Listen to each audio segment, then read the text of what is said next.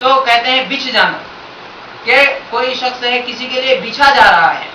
جیسے اگر کوئی پولیٹیکل پارٹی میں ہے کوئی آدمی، اگر وہ دیکھتا ہے کہ کوئی بہت بڑا لیڈر اس کے پارٹی کا آ گیا ہے تو یہ اس کی خدمت میں ہر وقت لگا رہتا ہے، بچھا جاتا ہے اس کے سامنے ہم کہتے ہیں کہ دیکھو بچھا جا رہا ہے. یا ہم کسی کو بہت عظیم سمجھتے ہیں، بہت بڑے ہستی سمجھتے ہیں، وہ ہمارے گھر یا ہمارے پاس آئی ہوئی ہے تو ہم اس کے لیے ہر طرح سے خدمت کرنا چاہتے ہیں، اس کے لیے بچھے جاتے ہیں، وارے جاتے ہیں. اس کو کہتے ہیں بچھنا. اللہ تبارک و تعالیٰ کہتا ہے کہ اپنے ماں باپ کے لیے، اور خاص طور سے جب وہ بڑھاپے کی عمر میں ہوں، ان کے لیے اپنے بازو رحمت سے بچھا دو. وقل رب ارحمہما کما ربیانی صغیرا. یہ تو ہوئی تمہاری اپنی حالت کہ تمہارا برتاؤ، تمہارا ویوہار اپنے والدین کے ساتھ، ماں باپ کے ساتھ کیسا ہونا چاہیے. اور اللہ تبارک و تعالیٰ سے بھی ان کے لیے دعا کرتے رہو. کیا؟ وقل رب ارحمہما کما ربیانی صغیرا. اور کہو اے میرے رب، میرے ماں باپ کے ساتھ ویسا ہی اچھا برتاؤ کر، ویسے ہی رحم و کرم کا معاملہ ان کے ساتھ کر جیسا انہوں نے بچپن میں میری پرورش کی. یہ آخر کا جملہ اللہ تبارک و تعالیٰ نے یہاں کہہ کر کے انسان کو حقیقی معنوں میں اس کے ماں باپ کی عظمت اس کو یاد دلائی ہے کہ اگر انسان اپنے اس مرحلے کو یاد کرے جس وقت اس نے اس کی پرورش کی تھی، جب وہ اتنا ننھا تھا کہ اس کو کوئی شعور نہیں تھا، جب اس نے اس دنیا میں آنکھیں کھولی تو وہ یہ نہیں جانتا تھا کہ کس طریقے سے اپنے ماں کے سینے سے لگ کے اسے دودھ پینا چاہیے، یہ بھی وہ نہیں جانتا تھا. نہ اس کو پیشاب و پاخانے کی حالت معلوم تھی کہ کس طریقے سے اس کو کرنا چاہیے، نہ وہ اس کے لیے کوئی انتظام کر سکتا تھا. الغرض کوئی شعور نام کی چیز اس کو نہیں تھی. اگر اسے یوں ہی چھوڑ دیا جاتا تو وہ چند گھڑیوں سے زیادہ شاید جینے کی بھی اس کی توقع نہیں ہوتی تھی. لیکن یہی ماں باپ کا دل تھا، اور یہی وہ ماں باپ تھے جنہوں نے ہر طریقے سے اس کی پرورش کی. جو اللہ تبارک و تعالیٰ نے الفاظ بھی استعمال کیے ہیں اس پر غور کرنے کی ضرورت ہے. قل رب ارحمہما، اے میرے رب، کہو اے میرے رب ان پر رحم فرما. کیسے؟ جیسے انہوں نے بچپن میں میری پرورش کی، میری تربیت کی. اور ہم اگر اپنے ان مراحل کو ہم یاد نہیں رکھ پا رہے ہیں تو ہم اپنے ان بچوں کو دیکھیں جو انتہائی ننھے منھے ہیں کہ ہم ان کے لیے کس طریقے سے بچھے جاتے ہیں. ہمارے دلوں میں ان کے لیے کیسی رحمت ہے، کیسی شفقت ہے. ہم اگر انہیں کانٹا بھی چبھ جائے تو کس طریقے سے بےتاب ہو جاتے ہیں. اگر ہماری اولاد نہیں ہے تو ہم اپنے گھر میں دیکھیں کہ کوئی ننھا منھا بچہ جب ہمارے گھر میں آتا ہے تو اس کی پرورش کے لیے اس کے ماں باپ کیسی کیسی تکلیفیں اٹھاتے ہیں.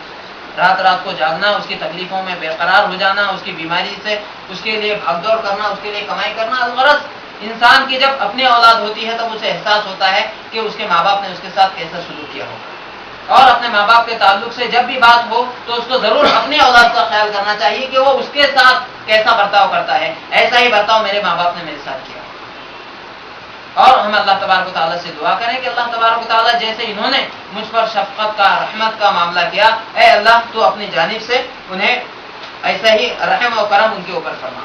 اور یہی نہیں بلکہ اللہ تبارک و تعالیٰ نے ان تکلیفوں کا جو اس کے ماں باپ اس کے لیے اٹھاتے ہیں اس کو بھی اپنے قرآن کے الفاظ بنا دیے ہیں. اللہ تبارک و تعالیٰ ارشاد فرماتا ہے وَوَصَّيْنَا الْإِنسَانَ بِوَالِدَيْهِ حَمَلَتْهُ أُمُّهُ وَهْنًا عَلَى وَهْنٍ وَفِصَالُهُ فِي عَامَيْنِ أَنِ اشْكُرْ لِي وَلِوَالِدَيْكَ. سورہ لقمان آیت نمبر 14 میں اللہ تبارک و تعالیٰ ارشاد فرما رہا ہے کہ ہم نے انسان کو وصیت کر دی کس بات کی؟ کہ اپنے والدین کے ساتھ حسن سلوک کرنا، اپنے والدین کے ساتھ بہترین سے بہترین اخلاق کا مظاہرہ کرنا. کیوں؟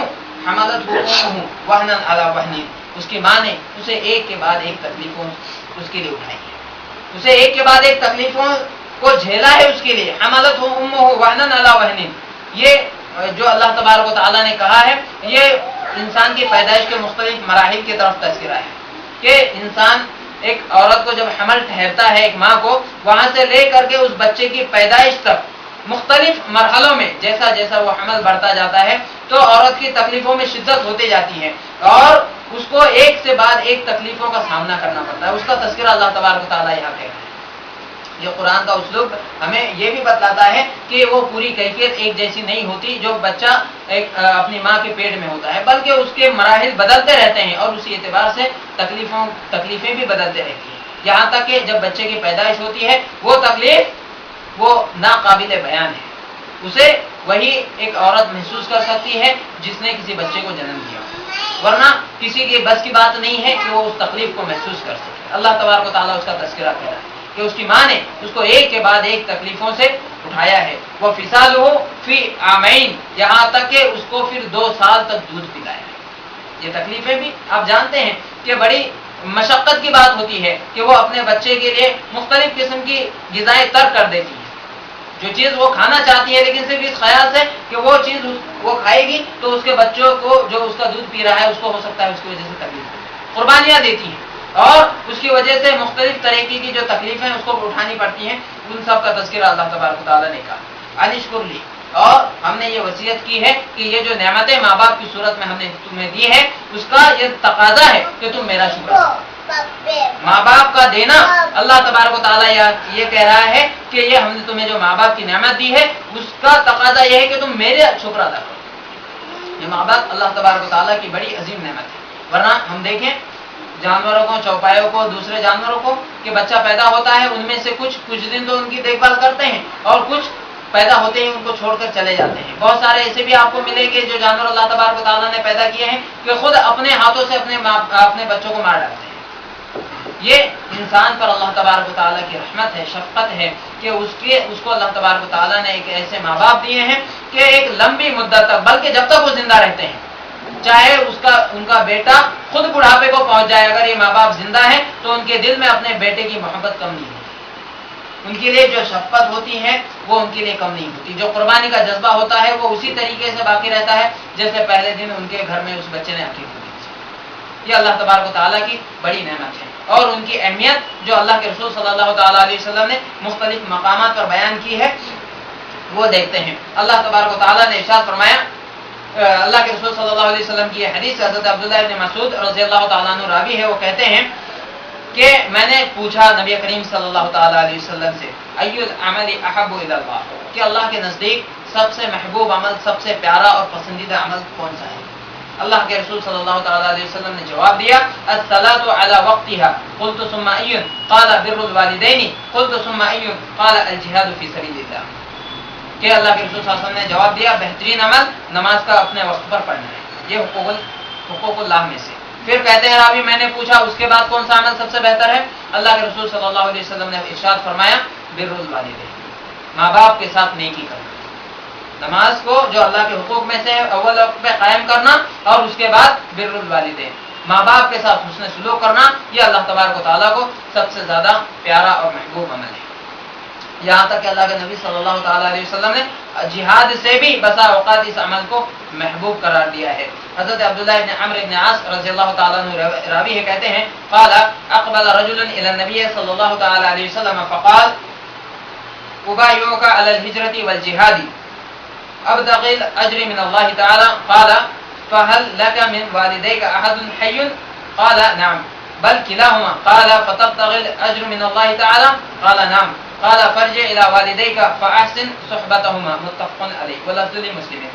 یہ صحیح بخاری اور مسلم میں روایت ہے اور جو الفاظ میں نے پڑھے ہیں یہ صحیح مسلم سے لیے گئے ہیں. حضرت عبداللہ ابن عمرو ابن عاص رضی اللہ تعالیٰ عنہ کہتے ہیں کہ ایک آدمی اللہ کے رسول صلی اللہ علیہ وسلم کے پاس حاضر ہوا اور اس نے کہا کہ اللہ کے نبی صلی اللہ تعالیٰ علیہ وسلم میں آپ کے ہاتھ پر بیعت کرتا ہوں. کس بات پر؟ اللہ کے راستے میں ہجرت کرنے پر، کہ ضرورت پڑے گی تو میں اپنا سارا مال و اسباب اللہ تبارک و تعالیٰ کی راہ میں چھوڑ کر کے، اپنے اہل و عیال کو چھوڑ کر کے نکل جاؤں گا، اپنے وطن عزیز کو چھوڑ دوں گا اور میں آپ کے ہاتھ پر بیعت کرتا ہوں اللہ کے راستے میں جہاد کرنے کا. اور ہم جانتے ہیں جہاد کا مطلب یہ ہے کہ انسان اپنا جان و مال سب نچھاور کر دے. کسی بات کی گارنٹی نہیں ہوتی ہے کہ اس کا مال واپس آئے گا یا وہ خود واپس آئے گا، بلکہ اس نے اپنے آپ کو اللہ کے راستے میں نچھاور کر دیا ہے. اب چاہے اس کا مال قربان ہو یا اس کی جان قربان ہو.